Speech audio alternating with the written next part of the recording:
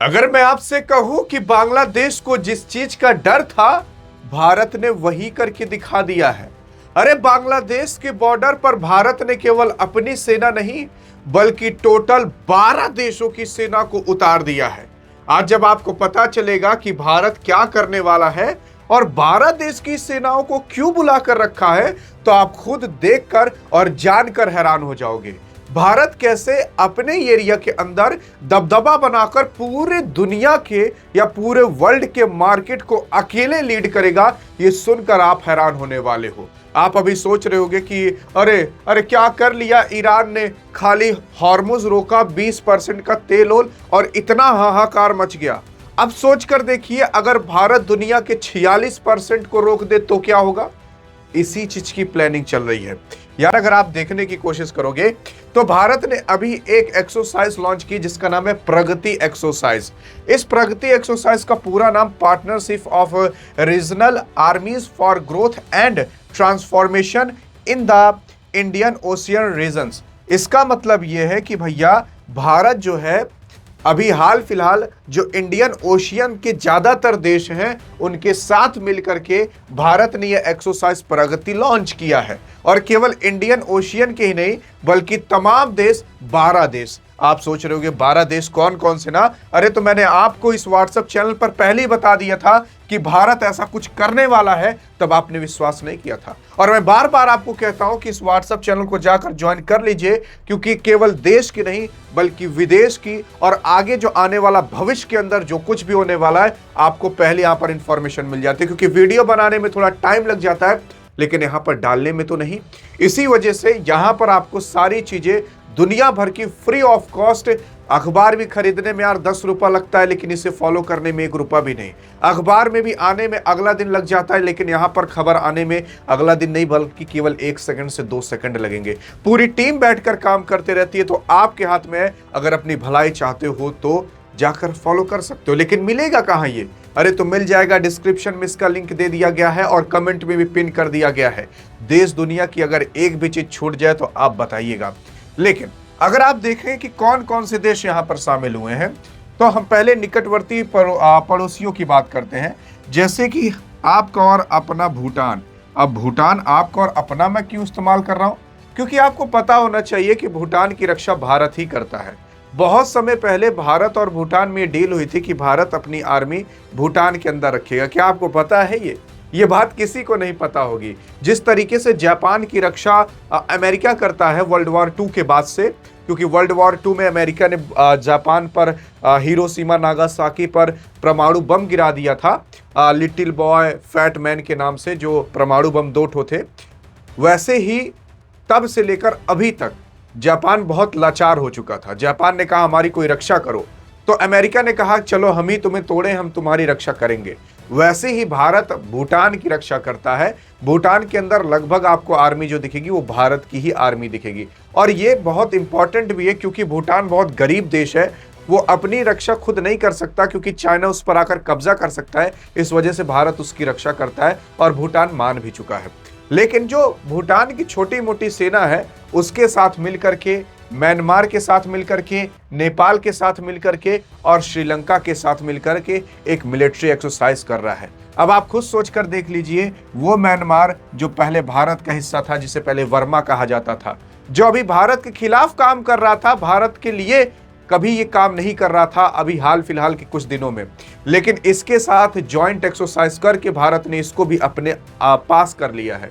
वो नेपाल जो कि भारत के खिलाफ अभी आवाज उठाने की कोशिश कर रहा था, लेकिन इसके साथ जॉइंट एक्सरसाइज करके इसको भी अपनी तरफ कर लिया है। श्रीलंका को भी अपनी तरफ कर लिया है। उसी के साथ साथ दक्षिण पूर्व जो एशियाई शेर कहे जाते हैं, जिनका नाम जैसे कंबोडिया है, लाओस है, मलेशिया है, फिलीपींस है और वियतनाम है, इनके साथ भी भारत ने मिलिट्री एक्सरसाइज यानी कि जॉइंट एक्सरसाइज किया। और ये देश इतने इंपॉर्टेंट है कि अगर ये भारत के साथ खुल करके आ जाए तो आगे चल करके भारत पूरे, जी हाँ, पूरे के पूरे चाइना की वाट लगा सकता है। कैसे? अब इसके बारे में आपको बताता हूं।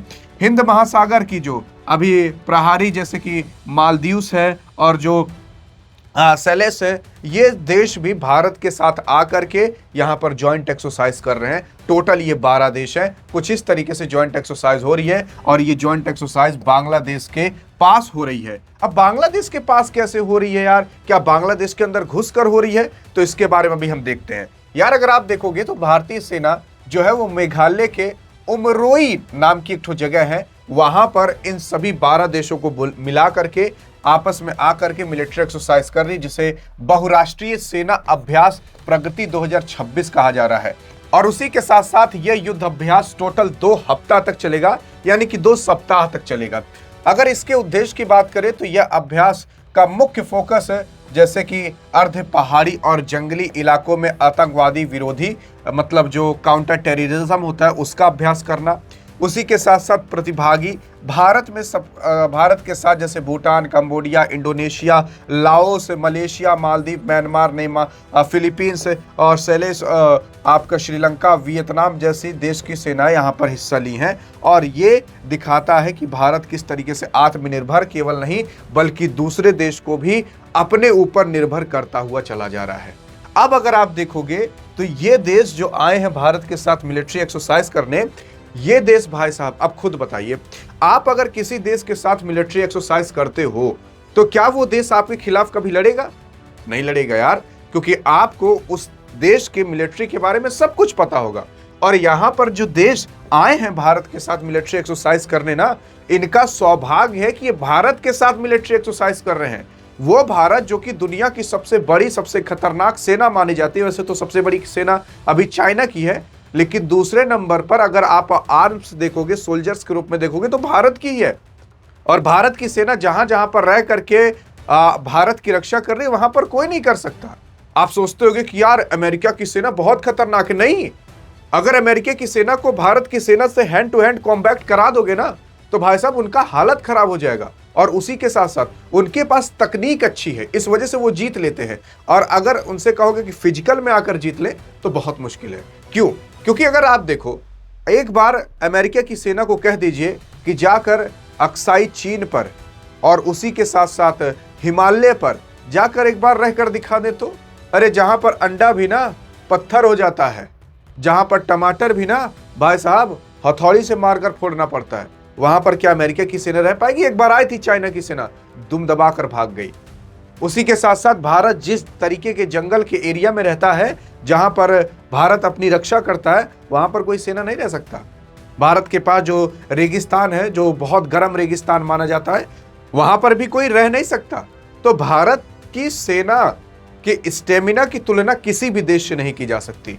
उसी के साथ साथ जो अभी भारतीय सेना ये शुरू की है, ऐसा कहा जा रहा है कि ऑपरेशन सिंदूर 2.0 की एक नई शुरुआत है। और ऐसा करके भारत पहले तो इन जितने भी छुर्री भुर्री छोटे मोटे देश हैं जो भारत के खिलाफ थोड़ा बहुत बोल लेते थे, वो बोलेंगे भी नहीं। जैसे आप देखोगे कुछ समय पहले भारत और मालदीव में थोड़ा विवाद हुआ था, मतलब वो लोग थोड़ा भारत खिलाफ आ रहे थे, लेकिन अब वही लोग भारत के लिए आ रहे हैं।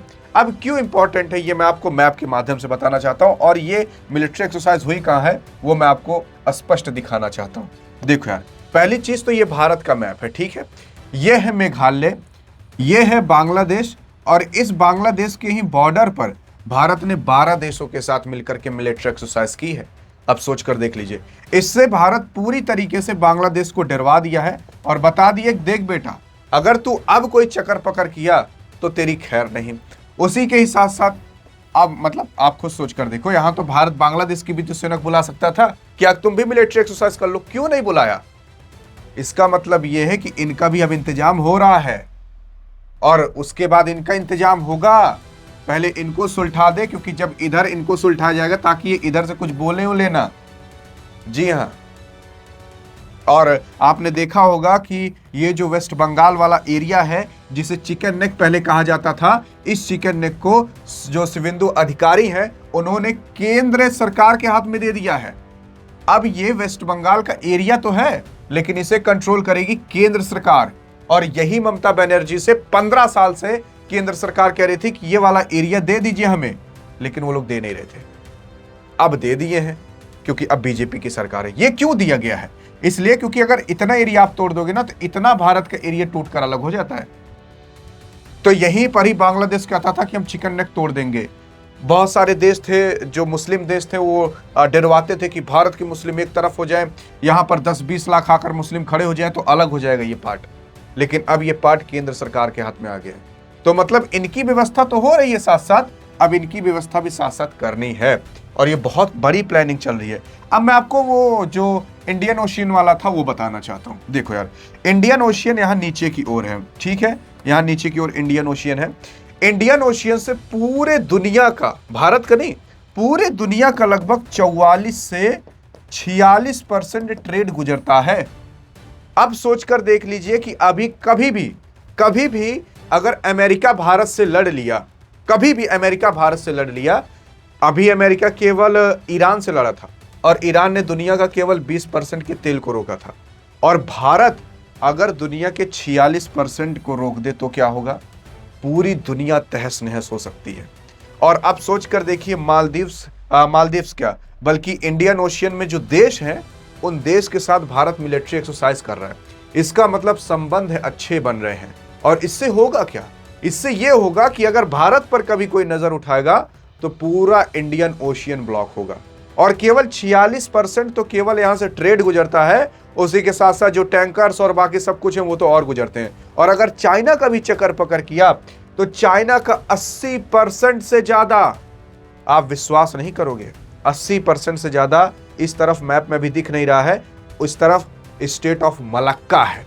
स्टेट ऑफ मलक्का से चाइना का 80% से ज्यादा तेल गैस गुजरता है। मतलब वो इधर ही से कोने से लेकर जाता है चाइना अपना। और भारत जो उस स्टेट ऑफ मलक्का के आसपास वाले देश हैं उनके साथ मिलिट्री एक्सरसाइज कर रहा है, मतलब उन देशों को भी अपने साथ कर लिया है। तो अगर स्टेट ऑफ मलक्का से या स्टेट ऑफ मलक्का को भारत रोक ले तो चाइना के 80% तेल आयात निर्यात सब कुछ ठप कर सकता है। और इसी वजह से भारत यहां पर अंडमान निकोबार पर भी अपनी आर्मी उतार रहा है। और इसका विरोध जानते हो कौन कर रहा था? इसका विरोध कर रहे थे आपके कांग्रेस वाले। जी हां, अब आप कहोगे कि आप पॉलिटिक्स पर क्यों चले जा रहे हो, लेकिन जो देश में हो रहा है बताना जरूरी है। फिर अगर आप आगे देखने की कोशिश करोगे, आपको मेन उद्देश्य तो पता चल गया होगा कि आखिरकार ऐसा किया क्यों जा रहा है। मतलब ये इसलिए किया जा रहा है कि अगर भविष्य में भारत की ओर कोई भी अब आंख उठाकर देखने की कोशिश करेगा तो भाई साहब वो फिर उसकी आंख बचेगी नहीं। चाहे चाइना हो, चाहे कोई भी देश हो, भारत का इंडियन ओशियन खुद का है। भारत ऐसा देश है जिसने खुद के नाम पर ओशियन का नाम रखा है। और ये एक्सरसाइज, प्रगति एक्सरसाइज, पहली चीज तो बांग्लादेश को तो एकदम से डरवा कर रख दी है। दूसरी चीज, अब इससे क्या है कि अगर भारत कभी पीओके लेगा या फिर भारत कभी पाकिस्तान से लड़ाई करेगा तो ये छोटे मोटे देश कभी बोलेंगे नहीं, बल्कि ये भारत का ही साथ देंगे। जैसे कि जब मालदीव बोल दिया करते थे, वो नहीं बोलेंगे। यहाँ मैंने आपको बता दिया था कि लगभग 12 देश के साथ भारत ने ये जॉइंट ऑपरेशन या ट्रेनिंग की है।